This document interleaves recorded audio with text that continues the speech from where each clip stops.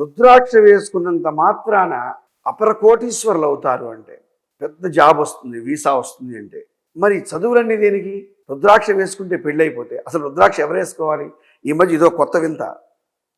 అంటే నేను ఎవరికి వ్యతిరేకిని కాదు. ఒక ఆయన రుద్రాక్షలు అమ్ముతూ ఉంటాడు, ఫేమస్ పర్సనాలిటీ. ఆయన మన భారతదేశంలో ఉన్న ప్రముఖులందరికీ కూడా రుద్రాక్షలు ఇచ్చారు ఆయన. ఆయన ఇవ్వని వారు లేరు, వారు గొప్పవాళ్ళు కాని వాళ్ళు ఎవరు లేరు. నేనే ఉన్నానంటే రుద్రాక్ష గొప్పవాడయ్యాక ఇచ్చావా, నువ్వు ఇచ్చాక గొప్పవాడయ్యాడా? ఈ ప్రశ్నకు సమాధానం లేదు వాళ్ళ దగ్గర.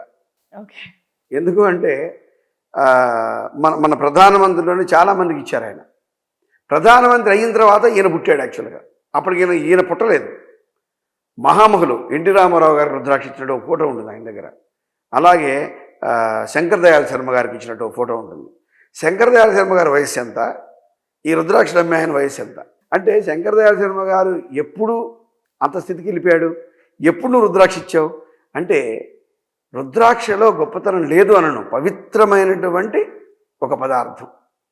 దానివల్ల నువ్వు రాజకీయ నాయకుడు అవుతావు అంటేనో, దానివల్ల నువ్వు సినిమా యాక్టర్ అవుతావు అంటేనో, దానివల్ల నువ్వు అభివృద్ధి చెందుతావంటే మాత్రం ఖచ్చితంగా నేను ఒప్పుకోను. శాస్త్రం అలా చెప్పలేదు. ఎప్పుడు కూడా రుద్రాక్ష ఏం చెప్తుంది అంటే మానసిక ప్రశాంతతనిస్తుంది.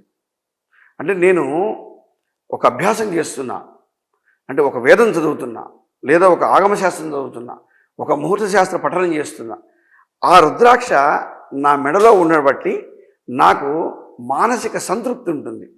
అంటే నేను ఒక పవిత్రమైనటువంటి కార్యంలో ఉన్నాను అని చెప్పడానికి దర్శనం.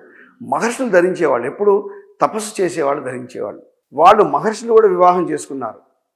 ఇవాళ అహల్య ఉంది, అమ్మ గౌతమి మహర్షి ఉన్నారు, వాళ్ళు రుద్రాక్షలు వేసుకొని సంసారం చేయలేదు. ఆ సమయంలో పక్కన పెడతారు. వాళ్ళు ఎవరైతే పవిత్రంగా ఉంటున్నారో, ఇప్పుడు అయ్యప్ప దీక్ష తీసుకున్న వాళ్ళు ఒక మాలలాగా వేసుకుంటారు. 41 రోజుల తర్వాత దాన్ని కంటిన్యూ చేయడు, అది తీసి పవిత్రంగా పక్కన పెడుతున్నారు. ఎందుకు అంటే ఒక పవిత్రమైనటువంటి వ్యవస్థలో ఉన్నాను, ఒక దీక్షలో ఉన్నాను, ఒక పనిలో నేను నిమగ్నమై ఉన్నాను అని చెప్పడానికి మాల. ఈ రుద్రాక్ష కూడా అంతే. ఎవరైతే రుద్రాక్ష ధరిస్తారో ఒక పవిత్రమైనటువంటి స్థితిలో ఉండాలి. అంతేగాని ఇవాళ ఒక అబ్బాయికి చదువు రావట్లేదు, ఆయన చెప్తున్నాడు, మొన్న టీవీలో విన్నాను నేను, ద్విముఖి రుద్రాక్ష వేసుకుంటే మీ అబ్బాయి 10th క్లాస్ ఫస్ట్ క్లాస్లో పాస్ అయిపోతాడు, ఇంకంతే, చదువుకోక్కర్లే. ఈ పుస్తకాలు అవన్నీ ప్యాక్ చేసి అటకమే పెట్టేయచ్చు. ఇంకా అవుతుందా? సాధ్యమా? నేనేమంటున్నానంటే రుద్రాక్ష వేసుకుంటే 10th తప్పనిసరిగా అఖండమైనటువంటి విజయంతో పాస్ అవుతాడు, కరెక్టే. కానీ 99.99% ఈ అబ్బాయి నిత్యం కూడా స్కూల్కి వెళ్ళి చక్కగా మాస్టర్ చెప్పిన పాఠాలు విని చదువుకుంటే నాట్ 1% ఏదైతే ఉందో ధైర్యాన్ని ఇచ్చేటువంటి ఒక పవిత్రమైనటువంటి సాధనం రుద్రాక్ష. ఒక్క ధైర్యాన్ని ఇస్తుంది తప్ప ఎటువంటి అఖండ విజయాలను ఇవ్వలేదు. ఇవాళ నన్ను చేయమంటే కోటేశ్వరుని చూస్తా. నేను సాధారణ వ్యక్తినండి, నన్ను కోటేశ్వరుని చేయమని ఆయన చెప్పి రుద్రాక్షని వేసుకుంటాను. నేను 10 సంవత్సరాలు టైం ఇస్తాను. నాకు రాత్రికి రాత్రి కోటేశ్వరుని అయ్యా, నాకు వద్దు, నాకు అంత స్పీడ్ వద్దు. 10 సంవత్సరాలు, ఈరోజు 2025 జనవరి ఏదో నెంబర్ ఉంది డేటు, ఆ డేట్ ప్రకారం 10 ఏళ్ల తర్వాత ఈ డేట్కి నన్ను కోటీశ్వరుని చేయమని, నాకు అపర కోటీశ్వరుని కూడా వద్దు. ఎలా అయిపోయిందంటే రుద్రాక్ష పనిచేయలేదా, రంగురాళ్ళు పెట్టుకోండి అని అంటున్నారు. మరి దానికి ఏమంటారు? సేమ్ క్వశ్చన్కి సేమ్ ఆన్సర్. నవరత్నాలను ఉన్నాయి మనకి. నవరత్నాలు కూడా నవగ్రహాలకు వాటికి అధిపతులు అని చెప్తూ ఉంటారు. అంటే ఒక్కొక్క రత్నానికి ఒక గ్రహం అధిపతి. ఆ గ్రహం అధిపతి అయినప్పుడు ఏదైతే ఒక మానవుడు జన్మించినటువంటి జన్మలగ్నము, జన్మరాశి, జన్మ నక్షత్రం, ఈ 3 ఆధారంగా జన్మలగ్నం ఏదైతే లగ్నం ఉందో ఆ లగ్నాధిపతిని బట్టి, సపోజ్ జన్మలగ్నం మీనలగ్నం అనుకుంటే ఆ లగ్నాధిపతి గురుడు కాబట్టి కనకపుష్యరాగాన్ని ధరిస్తే మేలు జరుగుతుంది అని మాత్రమే మనకు శాస్త్రం చెప్పింది. మేలు జరుగుతుంది అంటే ఏమిటంటే ఏదైతే జాతకం ప్రకారం కీడు జరగాలో, అంటే ఒక యాక్సిడెంట్ అయ్యే యోగము, ఒక పరీక్ష ఫెయిల్ అయ్యే యోగము, అనారోగ్యం వచ్చే యోగము, వివాహ ఇబ్బంది వచ్చే యోగము, ఏదో యోగాలు ఉంటాయి. అంటే ఏదైతే కీడు జరగాలో ఆ కీడు జరగకుండా ఆపడానికి ప్రయత్నం చేస్తుంది అది. అంతేగాని ఇది ధరించినంత మాత్రాన ఎట్టి పరిస్థితుల్లో కూడా అఖండ విజయాన్ని సాధించలేరు.